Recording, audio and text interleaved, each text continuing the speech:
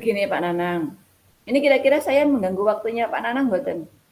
Tidak, Bu. Oh nggih. Akhir-akhir ini saya merasa murid-murid di kelas saya itu, eee, di kelas yang saya ajar itu kurang antusias dalam menerima pembelajaran dari saya. Selain itu, jumlah murid-murid saya yang mengerjakan tugas kurang lebih hanya 60%. Oh, begitu, Bu. Jadi menurut Bu Sriana, apa yang Ibu harapkan dari obrolan kita nanti hari ini, Bu? Ya begini Pak, saya itu mengharapkan solusi dari permasalahan saya ini yang tentang antusiasme murid-murid yang saya ajar itu, Pak. Oh, gitu. Menurut Bu Sriana, apa yang membuat murid itu kurang antusias, Bu, dalam pembelajaran ketika di kelas, ya pembelajaran bersama itu, apa yang menjadi murid-murid itu kurang antusias? Coba Ibu bisa ceritakan. Kalau saya ingat-ingat kembali ya, Pak, hal yang menyebabkan murid-murid saya kurang antusias itu yang pertama, pembelajaran saya sepertinya sedikit membosankan, terlalu monoton. Saya yang aktif di depan kelas terlalu dominan untuk berbicara, bercerita di depan murid-murid saya. Meskipun ada beberapa anak yang antusias mendengarkan cerita saya, tetapi tidak sedikit juga yang acuh ya. Yang kedua, saya tidak memberikan kesempatan murid untuk berpendapat, Pak, atau aktif berbicara pada pembelajaran saya. Oh, begitu, Bu, ya. Kira-kira itu berarti apa yang membuat murid-murid Ibu itu kurang antusias dalam pembelajaran Ibu itu, Bu? Menurut saya, murid-murid pasti menginginkan pembelajaran yang menyenangkan, yang asik, yang tidak monoton, yang dalam hal ini tidak begitu dikuasai oleh guru, supaya tidak membosankan. Oh, begitu, Bu. Wah, saya itu sependapat dengan pendapat Ibu. Lalu menurut Ibu itu bagaimana, apa saja yang bisa membuat murid-murid itu bisa asik dan tidak bosan pada pembelajaran yang Ibu lakukan nanti gitu, Bu? Ya, menurut saya pembelajaran memang harus terpusat pada murid. Jadi di sini murid aktif, ya, murid aktif dalam pembelajaran. Kemudian ada ice breaking. Nah ini kadang anak-anak menanti hal-hal yang setelah jenuh atau membuatnya lelah, ada ice breakingnya yang bisa membuat anak tertawa, senang, ataupun games. Ya, anak-anak kan memang pada dunianya kan suka bermain. Nah, ini sehingga membuat anak itu menjadi senang dan tertarik dengan pembelajaran. Iya, setuju, Bu. Itu untuk permainan atau game itu memang sangat menyenangkan ini bagi murid-murid kita, Bu, ya.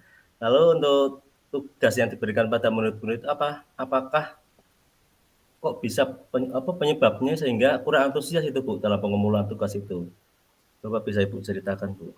Iya, mungkin apa karena ya Pak, tugas yang saya berikan itu terlalu banyak sehingga anak itu terbebani, merasa terbebani dan berisi banyak pertanyaan tanpa saya memberikan sumber belajar yang beragam dan mengasihkan. Jadi misalnya tugasnya banyak sekali sampai nomornya 10 sampai 15 sehingga anak-anak merasa wah tugasnya kok banyak sekali, ini jadi beban buat anak-anak sehingga bisa jadi karena tugas yang terlalu banyak itu menyita waktu bermainnya, kebebasannya, mungkin seperti itu merasanya.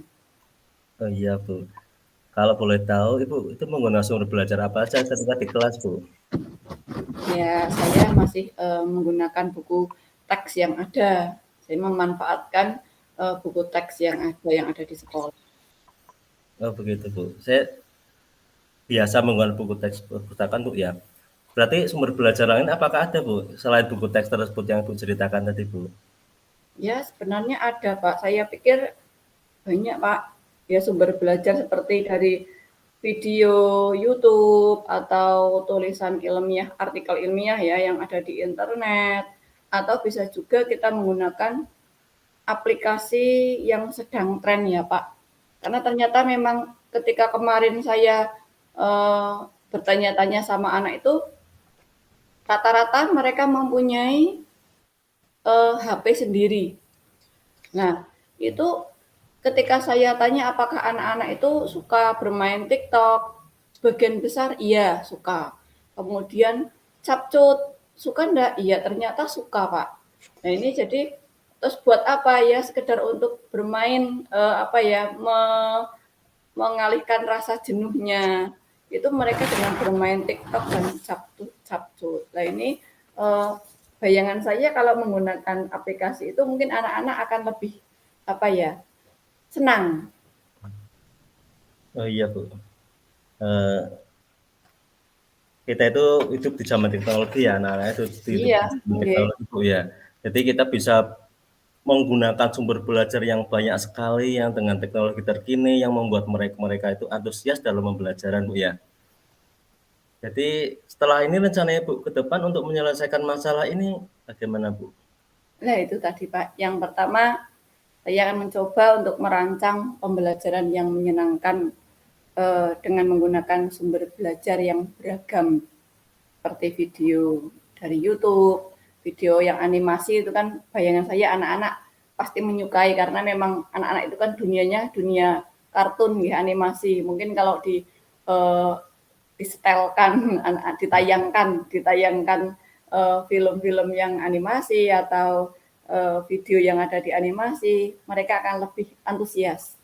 Kemudian bisa menggunakan aplikasi dari TikTok atau Capcut yang memang anak-anak justru lebih mahir dalam menggunakan dibandingkan kita ternyata Pak. Saya aja diajari sama anak-anak ini pakainya seperti ini. Oh, ternyata kita berusaha untuk apa ya? Membuat anak-anak senang dengan menggunakan aplikasi yang anak-anak sukai dan ternyata itu sebenarnya untuk pembelajaran juga bisa. Jadi kita berusaha apa mengalihkan anak-anak itu ke hal-hal yang positif menggunakan teknologi tapi di bidang yang positif seperti itu. Kemudian yang kedua saya akan memberikan tugas mungkin tidak terlalu banyak Pak. Sedikit tapi ngena daripada banyak tapi anak merasa terbebani. Ini tugasnya tidak terlalu banyak namun tugas itu juga esensinya tersampaikan sesuai dengan minat dan bakat anak istilahnya akan melaksanakan pembelajaran diferensiasi sehingga murid tidak terkesan dipaksa tetapi mereka memang senang mengerjakan tugasnya apapun itu kalau dilaksanakannya dengan senang dengan ikhlas itu hasilnya berpengaruh besar akan lebih baik lagi daripada anak mengerjakannya dengan terpaksa apalagi mengerjakannya karena takut dihukum, bukan sebagai kesadaran dirinya memang, Ya. ini bagian dari tanggung jawab saya, itu kan anak mengerjakannya akan beda. Tapi kalau misalnya mengerjakan tugas karena takut dihukum orang tua, karena tidak belajar, atau takut dihukum oleh bu guru, itu kan berarti terpaksa, belum ada kesadaran. Nah, ini saya ingin mengemas pembelajaran yang seperti itu, yang anak-anak itu memang benar-benar mengerjakannya itu dengan hati yang tulus, dengan apa ya, dengan senang, tidak terpaksa. Ini misalnya menggunakan ini ada contohnya misalnya dengan drama, kemudian lagu sesuai yang anak-anak sukai, puisi, pantun dan sebagainya. Kira-kira seperti itu, Pak. Luar biasa Bu, bagus sekali yang Ibu rencanakan tadi Bu ya. Mudah-mudahan nanti bisa berhasil kepada siswa-siswanya, bisa menjadikan anak-anak itu lebih baik lah pembelajarannya seperti itu ya. Terus Iya, setelah itu apa itu Bu, komitmen dari Ibu untuk terhadap rencana yang tadi sudah dikemukakan itu Bu? Bisa Ibu ceritakan Bu? iya, saya berkomitmen untuk selalu membuat rencana pembelajaran yang menyenangkan tadi dengan menggunakan banyak sumber belajar, jadi bukan hanya sekedar buku teks saja Pak ya, kenyataannya lingkungan sekitar kita pun bisa menjadi sumber belajar. Ini sehingga murid-murid bisa menjalankan merdeka belajar dan saya akan membuat murid-murid saya merasa senang dalam kegiatan eksplorasi materi tanpa ada unsur paksaan. Dan akan saya serahkan pemilihan sumber belajar pada murid-murid saya sesuai dengan minatnya. Begitu kira-kira Pak. Oh iya, Bu, ya. Nah, tiap anak itu pribadi yang unik, pastinya Iya. minat bakat mereka itu berbeda-beda. Ada yang suka gambar, ada Nah, yang juga suka nyanyi, iya, ada yang suka jadi penulis, ngarang-ngarang itu nulis di buku. Nah, ini iya, Bu. Wah, bagus sekali itu pendapat yang Ibu kemukakan tadi. Saya sangat mendukung, Bu. Mudah-mudahan apa yang Ibu rencanakan bisa berjalan dengan lancar dan sesuai harapan dan komitmen yang tadi disampaikan. Itu, Bu. iya Pak, terima kasih ya Pak Nanang ya atas waktunya untuk sharing, menyita waktu istirahatnya Bapak. Mudah-mudahan kita semua bisa menjadi guru yang selalu dirindukan oleh anak-anak kita ya Pak. Amin. Terima kasih, Bu. Sama-sama. Ya, amin.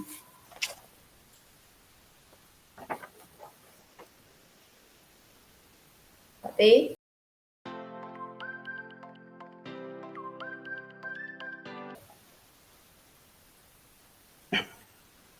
Selamat siang, Bu Sudana. Ibu sedang apa, Bu? selamat siang Pak Nanang. Ini saya sedang menata taman ini dulu di halaman. Kelihatannya kok rumput-rumputnya sudah kering, kemudian belum dicabuti, masih berantakan, pot-pot juga tanahnya sudah kering. Ini ada apa kira-kira Pak Nanang? Begini, Bu, ya. Bagaimana kalau saya mengganggu waktu Ibu sebentar, boleh tidak, Bu? Saya ada sedikit hal yang akan saya bicarakan ke Ibu, Bu. Oh, tentu saja boleh Pak. Kebetulan saya juga ini sedang santai kok. Pekerjaan saya juga sudah hampir selesai. Kita ngobrol di sana saja nggih, Bapak? Oh iya, Bu. Terima kasih, Bu. Ini Pak, duduk di sini kita ngobrol santai saja. Iya, Bu. Terima kasih. Terima kasih, Bu, dan mohon maaf mengganggu waktu Ibu. Oh, tidak mengganggu, Pak. Ngomong-ngomong, apa yang ingin Bapak bicarakan dengan saya, Pak? Kelihatannya kok serius sekali. Betul, Bu. Akhir-akhir ini saya itu dilanda keresahan, Bu. Dan saya ingin mendapatkan sebuah solusi atas keresahan atau masalah yang sedang saya hadapi saat ini, Bu. Baik, Pak Nanang. Semoga dengan pertemuan kita kali ini, eh, Pak Nanang bisa mendapatkan solusi dari apa ya hal yang meresahkan Bapak, dan semoga saya bisa membantu. Nah, Pak Nanang, coba deh Pak Nanang ceritakan apa sih yang membuat Pak Nanang itu resah? Ada apa sebenarnya? Ini, Bu, saya boleh cerita, Bu, ya. Ya, Kemarin itu saya itu ditegur oleh ibu kepala sekolah. Ada sesuatu hal yang membuat saya tegur, Bu. Ini terkait dengan kedisiplinan kinerja saya itu selama ini, Bu. ketidakdisiplinan yang bagaimana, Pak? Sehingga Pak Nanang kok mendapatkan teguran. Coba Pak Nanang jelaskan secara detail peristiwanya. Ya, Bu, terima kasih. Kemarin ketika siang hari saya dipanggil oleh ibu kepala sekolah ke ruangan beliau, Bu. Nah, tidak seperti biasanya ibu kepala sekolah itu menegur saya atas keterlambatan saya, Bu, atas keterlambatan saya akhir-akhir ini. Padahal setiap kali datang terlambat itu dalam diri saya saya sudah sempatkan untuk meminta izin, Bu. Meminta izin lewat telepon dan lewat WA itu, Bu. Sudah melalui chat itu, Bu. Hmm, Padahal sudah izin ya Pak. Sudah, Bu. Hmm, eh, Alasannya apa yang membuat Pak Nanang kok datang terlambat itu kan pasti ada alasannya. Saya yakin Pak Nanang tidak ada unsur saya sengaja terlambat, pasti tidak. Kira-kira ada alasan apa kok Pak Nanang terlambat? Iya, Bu. Saya ada alasan, pastinya ada alasan kalau terlambat itu. Bukan tanpa alasan ketika saya datang ke sekolah terlambat. Saya ceritakan, Bu, ya. Anak saya yang satu masuk TK, Bu. Tiap pagi itu saya harus menyiapkan keperluan anak tersebut. Eh, Mulai dari makan, minum, dan keperluan-keperluan yang lain. Dan mengantarkannya ke sekolah, terlebih dahulu. Jadi saya disibukkan dengan kegiatan-kegiatan itu, Bu, ya, dari pagi hari sudah kami siapkan, tetapi, eee, ketika akan ke sekolah saya menjadi melebihi waktu yang ditentukan, jadi terlambat saya, Bu. Jadi seperti itu, Bu. Oh, begitu masalahnya. Kalau menurut Pak Nanang, apakah Pak Nanang itu melanggar disiplin seperti yang kepala sekolah, yang ibu kepala sekolah Pak Nanang itu keluhkan atau tidak, Pak? Iya, Bu. Pastinya saya menyadari saya memang melanggar, saya melanggar kedisiplinan tersebut, Bu. Karena memang setiap hari saya datang terlambat, meskipun memang saya itu sudah izin. Nah, saya sebetulnya sudah tidak enak hati ketika, izin tersebut, tapi apa boleh buat kemarin situasinya seperti itu, Bu. Iya. Nah, betul sekali Pak Nanang, kalau datang terlambat sekali, 2 kali mungkin masih bisa dimaklumi, Pak, nggih. Iya, Bu. Tapi kalau sudah setiap hari, katakan dari hari Senin sampai Sabtu, ya beliau tegas karena beliau memang harus memperhatikan setiap warga sekolahnya. Apabila ada yang salah memang harus ditegur. Apalagi kita sebagai guru ya yang bisa menjadi yang harusnya menjadi teladan untuk murid-murid kita. Nah, lalu yang menjadi keresahan Pak Nanang apa? Iya, saya ceritakan, Bu, ya. Saya itu memang merasa saya itu kurang disiplin, Bu. Yang menjadi keresahan saya saat ini yaitu saya itu tidak enak itu, Bu, dengan, ibu kepala sekolah ketika saya tegur itu saya sedikit kurang menerima. Karena saya, punya alasan ketika terlambat itu saya punya alasan, saya punya, hal yang mungkin saya tidak bisa lakukan, jadi ketika datang ke sekolah saya menjadi, melebihi atau, di luar waktu yang ditentukan. Jadi itu, Bu, alasan saya kurang tidak enak hati itu seperti itu, Bu.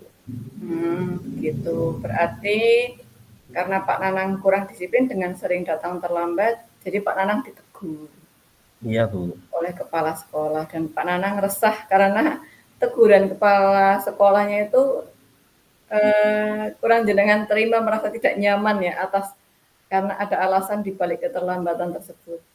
Jadi menurut Pak Nanang bagaimana dengan sikap Pak Nanang? Iya, Bu. Eee, Setelah itu saya pikir-pikir lagi, Bu, ya.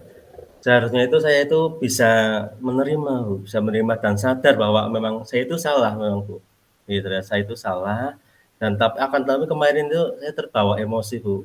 Terbawa emosi menjadikan saya itu bingung, saya itu harus melakukan apa. Saya sudah melakukan sudah, seperti ini, mempunyai alasan seperti ini, tapi masih, eee, salah gitu loh. Nah, saya terbawa emosi itu aja, Bu, mungkin yang terpikir apa yang selanjutnya bisa saya lakukan, Bu?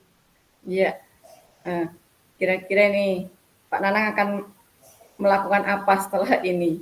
Untuk menghilangkan keresahan yang dialami oleh Pak Nanang itu, Pak Nanang mau melakukan apa? Pastinya setelah, seperti ini, saya akan menemui kepala sekolah, Bu. Yang saya lakukan untuk menyelesaikan masalah ini, saya akan meminta maaf, Bu, agar tidak ada kecanggungan antara saya, eee, dan kepala sekolah pastinya, eee, terhadap suatu kendala yang pribadi yang saya alami kemarin, itu, Bu. Yaitu untuk yang memperbaiki masalah kecanggungan dan keresahannya itu, nggih. Tapi Iya, Bu. lalu untuk yang memperbaiki masalah kedisiplinan, kira-kira caranya bagaimana? Pak Nanang mau melakukan apa? Nah itu, Bu, saya sebenarnya masih bingung, terhadap 2 hal ini. Kemarin bagaimana supaya saya tetap bisa disiplin, tapi juga, dalam hal keluarga itu tidak terabaikan, Bu. Ini yang masih saya pikirkan kembali itu, Bu. Eee, Iya ya. Menurut Pak Nanang, kekuatan apa yang Pak Nanang miliki untuk mengatasi keduanya? Berarti yang pertama tadi tentang keresahan yang dirasakan oleh Pak Nanang dan yang kedua tentang kedisiplinan. iya, Kira-kira kesulitannya apa, Pak? iya, keresahan tadi kan, setelah rencana saya setelah, meminta maaf dan menyelesaikan kecanggungan saya dengan pimpinan atau kepala sekolah. Selanjutnya itu saya juga terberikan begini Bu, sebetulnya saya itu biasa bangun pagi Bu, belum subuh itu sudah bangun, dan sebetulnya ada kakak saya yang bisa saya titipkan, yang anak saya Bu. Anak saya dan kakak saya kebetulan di TK yang sama, jadi mungkin bisa bisa berangkat bersama, menyiapkan hal bersama sampai nanti pulang dari sekolah juga bersama. Itu mungkin yang saya pikirkan saat ini terhadap suatu kendala yang saya alami seperti itu, Bu. Iya, sangat bagus, Pak. Solusi yang akan dilakukan oleh Pak Nanang itu sudah sangat luar biasa bisa mengatasi masalah yang dihadapi Pak Nanang. Namun saran saya Pak Nanang juga jangan lupa memberikan apresiasi untuk kakaknya Pak Nanang, entah itu berupa barang atau materi semampunya Pak Nanang, yang penting dari hati dan tidak menyinggung kakaknya Pak Nanang. Oh iya Bu, betul betul Bu. Apa yang Ibu katakan. Saya juga memikirkan apa yang tentang hal tersebut Bu. Syukurlah saya saat ini merasa lega terhadap tadi yang beberapa hal yang saya pikirkan. Karena justru saya takut Bu. Saya takut itu mengambil langkah dalam keputusan ini, menyelesaikan masalah ini. Apalagi saya itu sudah berurusan dengan atasan saya. Saya agak khawatir apa yang langkah yang saya lakukan itu salah gitu Bu. Tapi mungkin karena tadi sudah inisiatif untuk membina maaf, mungkin bisa kendala-kendala ini bisa teratasi Bu ya. Ya.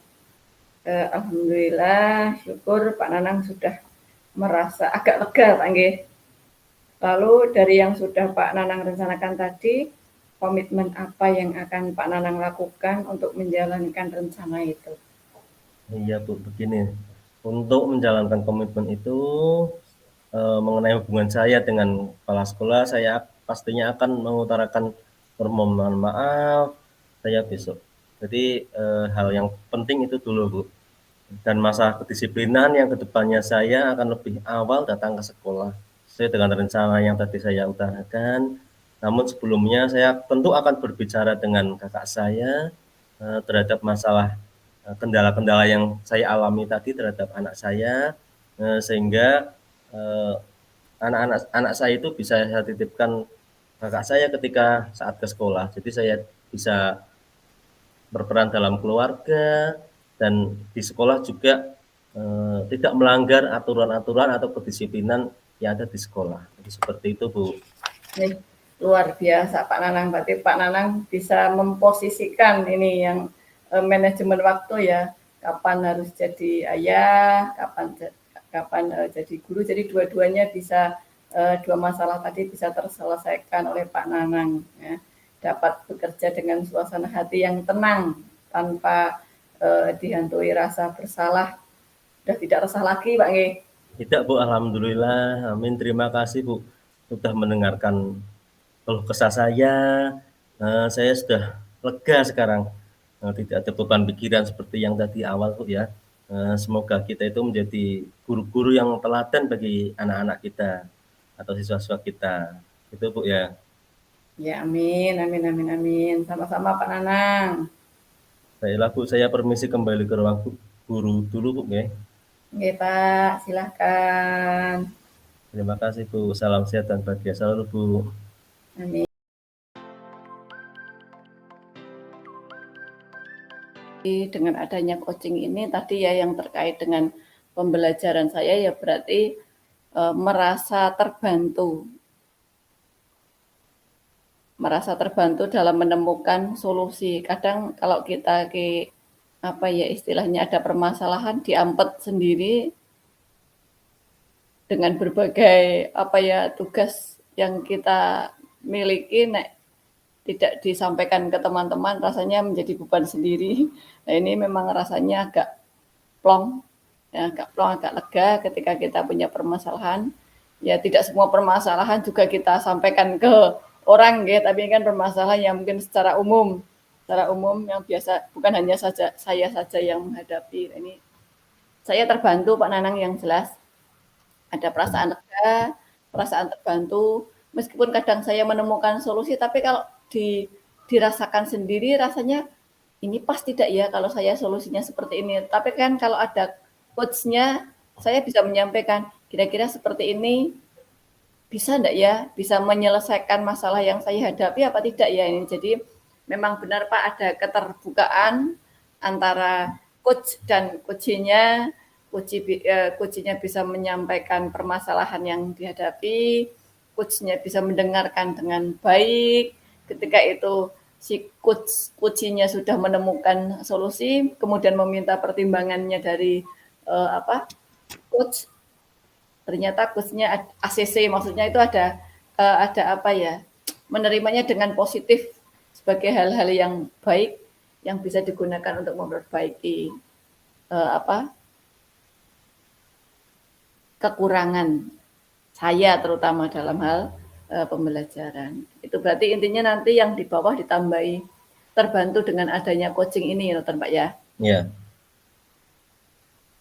Kalau yang atas mungkin sudah sama, Pak. Nah, yang atas kita sudah latihan menuliskan pertanyaan berbobot, berusaha ya. Ya, Kemudian menjadi pendengar yang pendengar yang baik. baik, terus Mm, memberikan kepada coach bahwa coach itu bisa menemukan sendiri solusi atau permasalahan yang dihadapi. iya. Seperti itu Itu sudah memang tepat. benar Pak. Ini urut mawon ya dari atas kayak udah menanyakan kabar sama iki yang Iya, refleksi saya ya.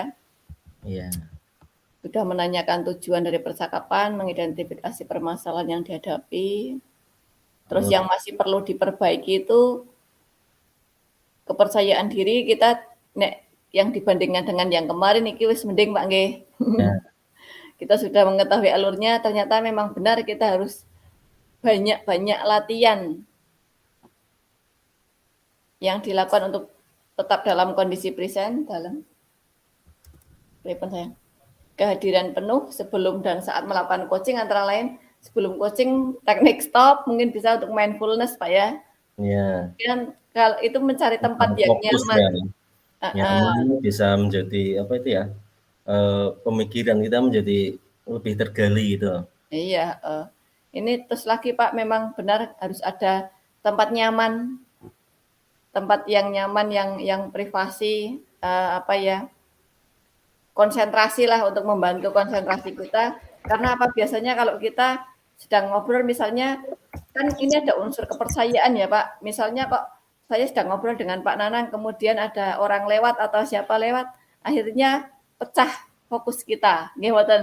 Iya, betul, Bu. Ya akhirnya tidak menutup kemungkinan nanti malah pembicaraan malah beralih ke apa ketika ada orang lain datang kita mau fokus membahas misalnya tadi kalau saya pembelajaran begitu ada teman atau orang lain lewat akhirnya pembicaraan beralih kira Iya, Bu.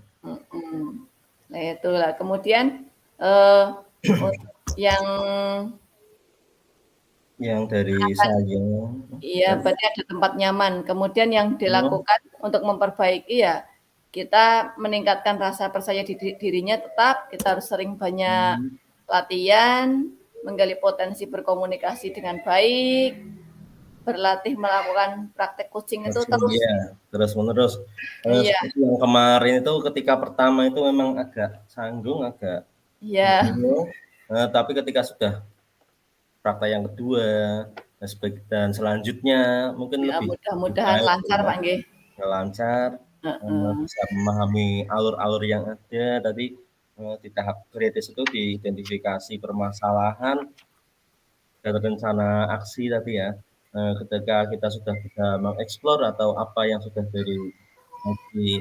diberikan, terus kita umpan balikkan kepada coaching, itu bisa menjadi lebih baik dan rencana aksinya juga ketika kita sampaikan ke pertanyaan yang berbobot, akhirnya coaching bisa menemukan itu seperti itu Bu ya. Iya, iya. Ini berarti yang umpan balik dari saya Pak, berarti Pak. Hmm. Nah, yang perasaan saya, apa yang Anda rasakan, tulis umpan balik dari Koji. Kalau dari saya itu ya pastinya ada perasaan yang lega itu pasti, Bu. Heeh, lega, Artinya, terus eee, hal-hal yang selama ini dipendam atau yang dipikirkan sendiri akhirnya menemukan jalan keluarnya, walaupun sudah beberapa kali terpikirkan, ketika ada sesuatu hal yang bisa berbagi kepada coach, tentunya ada beberapa solusi yang bisa tergali atas permasalahan-permasalahan tersebut, Bu. Mungkin seperti itu. oh ya ini punya Pak Nanang sudah saya ketik. Terus Pak Nanang berarti nambahi yang punya saya. Ya, Yang bawah punya saya berarti ditambahi, intinya ada saya merasa senang, lega, iya, dan terbantu. sebentar, Bu. Ya, Ya, merasa senang, lega, dan terbantu dengan adanya praktek coaching ini ya. Permasalahan yang saya hadapi eh, bisa menemukan solusinya. Ya. Karena di sini kita ada event saling berbagi dan ternyata di sini Pak Nanang mau mendengarkan keluh kesahnya saya dengan baik, dengan terbuka, eh, cukup sabar mendengarkan keluh kesahnya saya, Pak. iya betul, Bu. Memang tahapan-tahapan itu yang harus kita lakukan karena memang ketika kita sudah menjadi pendengar yang aktif, jadi bisa memahami situasi-situasi yang terjadi dengan urutan-urutan tertentu. Jadi ketika coach itu berbicara, kita juga harus ketika sudah dengarkan dulu apa yang beliau akan sampaikan. Nanti tentu hal-hal baru akan bisa muncul dari permasalahan-permasalahan tersebut. Si coach akan bisa memunculkan solusi atas permasalahan tersebut. Nah, ketika solusi sudah ada, kita beri penguatan terhadap apa yang memang sudah direncanakan atau menjadi komitmen dari coach untuk terhadap masalah-masalah yang ada. Jadi seperti itu, Bu. Jadi tahapan-tahapan serta yang ada di sini memang betul memang menjadi sebuah tahapan yang harus kita lakukan antara seorang coach dan coachee terhadap berbagai masalah yang ada. Jadi kata tahapan-tahapan ini runtut atau bisa dilaksanakan dengan menjadi apa? Dengan mengajukan pertanyaan berbobot, merespon dengan baik, menjadi pendengar itu beberapa hal memang bisa kita atasi itu seperti itu, Bu. Dan pastinya Iya, coach menjadi lega, coach menjadi mendapat teman atau mendapat partner berbicara yang tentunya bisa menjadikan solusi atau yang dialami menjadi bisa teratasi. Itu mungkin dari saya seperti itu, Bu.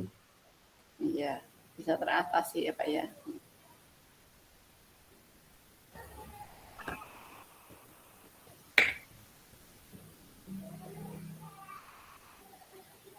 Menemukan. Berarti tak ditambahi ada perasaan lega setelah praktik coaching tentang permasalahan yang dihadapi dan menemukan solusi dari permasalahan. Hal-hal yang selama ini dipendam akhirnya menemukan jalan keluarnya karena berbagi dengan coach ngoten Bapak. Iya, jadi dengan coach.